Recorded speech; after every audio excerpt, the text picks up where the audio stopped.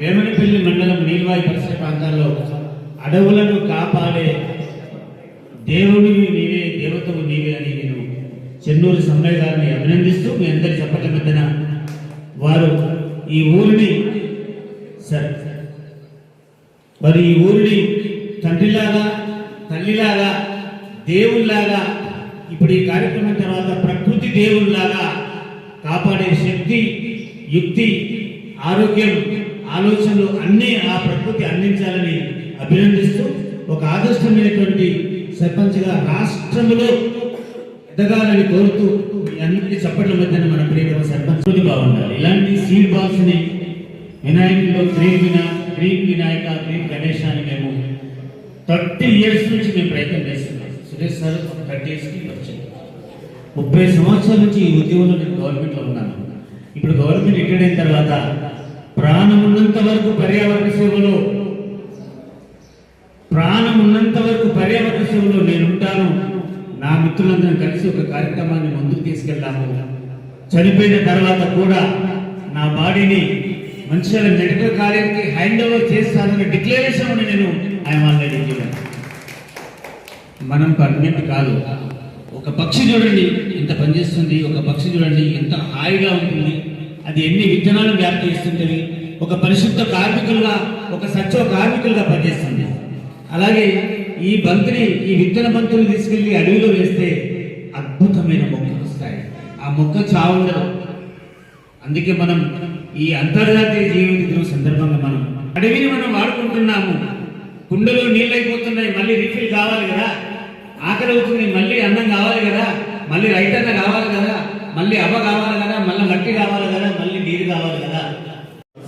నీలవాయి సర్పంచ్ చెన్నూరు రాజయ్య గారికి, అలాగే పక్కన నాకు ఒక అన్నతమ్ములుగా ఆదర్శం ఉన్నటువంటి వివిధ ఫారెస్ట్ మరియు ఇతర అధికారులు సురేష్ గారికి, అలాగే ఎండిఓ గారికి, ముఖ్యంగా ఎఫ్ఆర్ఓ గారికి, ఎంపీఓ గారికి, రిటర్న్ ఎంపీఓ గారికి, అడ్వకేట్ గారికి, IT company owner and clay artist of the PCB Rajendra Prasad గారికి, మీ అందరికీ ప్రకృతి మిత్ర తరపున నమస్కారం, అభినందనలు.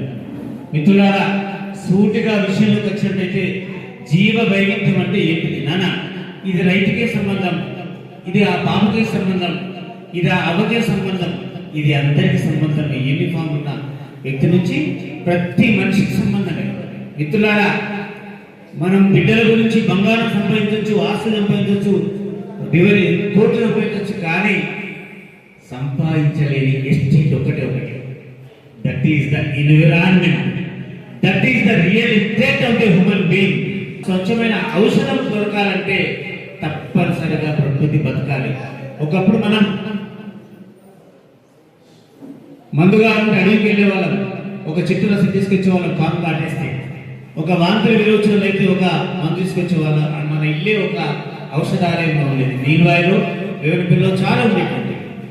సో మనం అందరం మరి ఇవాళ ఇంటి ముందు వాకిలి లేదు, ఇంటి వెనుక పెరడు లేదు, అంతా సీల్ అయిపోయింది. దేంతో? సిమెంట్తో సీల్ అయిపోయింది. కానీ మన భారతదేశం ప్రపంచంలో ఐక్యరాజ్య సమితి ఇచ్చిన నివేదిక ప్రకారం 8 to 9% బయోడైవర్సిటీ ఉంది. అంటే జీవ వైవిధ్యం అత్యధికంగా ఉన్నటువంటి మన భారతదేశం ప్రపంచానికి ఆదర్శం. దానికి కారణం తెలుసా? మన పండుగలు, మన ధర్మం, మన నైతిక విలువల వల్ల మనం తులసి చెట్టుకు మొక్కుతాం, చీమలకు పారవోసే సంస్కృతి మనది, పిట్టలకు పిండి పోసే సంస్కృతి మనది. ఇలా ఒక పండుగని మనం ఒక ఆదర్శంగా తీసుకొని ముందుకెళ్ళేటువంటి సంస్కృతి మనది. కాబట్టి మనం అందరం గాలి గురించి, నీరు గురించి, ఆహారం గురించి, చెట్టు గురించి మనం అందరం బతకాలి. చెట్టు అంటేనే దేవుడు. చెట్టుకు మొక్కుతారు, చంద్రమామ మొక్కుతారు, నేచర్కి మొక్కుతారు. కాబట్టి మనం అందరం ప్రకృతిని కాపాడాలంటే బయోడైవర్సిటీ అనేటువంటి తప్పనిసరిగా బ్రతుకుండాలని నేను ప్రగాఢంగా తెలియజేసుకుంటూ, ముఖ్యంగా ఈ విత్తన బంతులు అనేటువంటివి ఏవైతే ఉన్నాయో, ఈ విత్తన బంతులు ఎందుకు తీసుకొచ్చాము, ఎందుకు ఎఫ్ఆర్ఓ గారు ఇంత కష్టపడ్డారు, ఎందుకు మా రాజేంద్ర ప్రసాద్ తీసుకొచ్చారంటే, ఈ బంతుల్ని మనము అడవిలో వేస్తాము.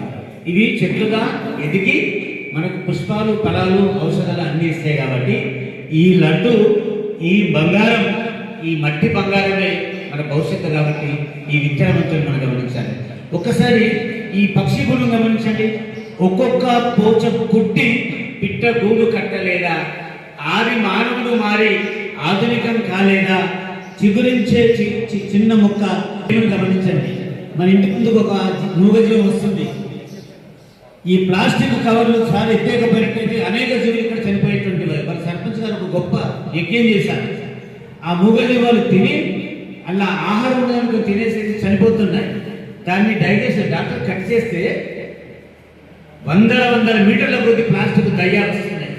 కాబట్టి సర్పంచ్ గారు ఇప్పుడు నేను ఒక రిక్వెస్ట్ ఏంటంటే, ప్లాస్టిక్ లేని గ్రామ పంచాయతీ మన మంచిర్యాల జిల్లాలో ఏదైనా ఉందంటే తప్పనిసరిగా వారు వెన్నపల్లి మండలంలో నీలవాయి గ్రామం ఆదర్శంగా ఉండాలని మీ అందరి చెప్పడం మధ్యన సాగు యొక్క బాధ్యత. ఈ కార్యక్రమాన్ని ఆదర్శంగా తీసుకొని అభిసాబ్ మంచిర్యాల జిల్లాలో ఇప్పుడే డిస్కస్ చేస్తాము మా టీం మెంబర్స్ తోటి.